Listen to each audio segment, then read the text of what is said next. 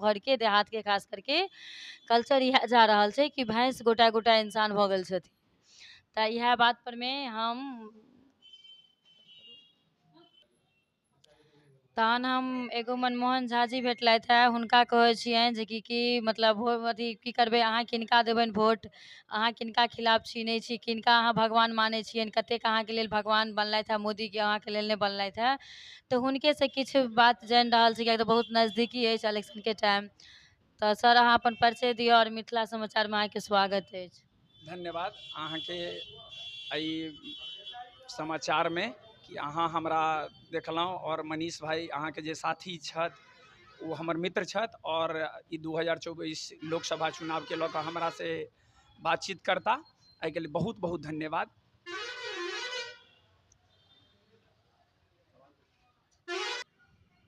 तो जेना कि हमर टीम कहलथि हँ, अखन जे छै से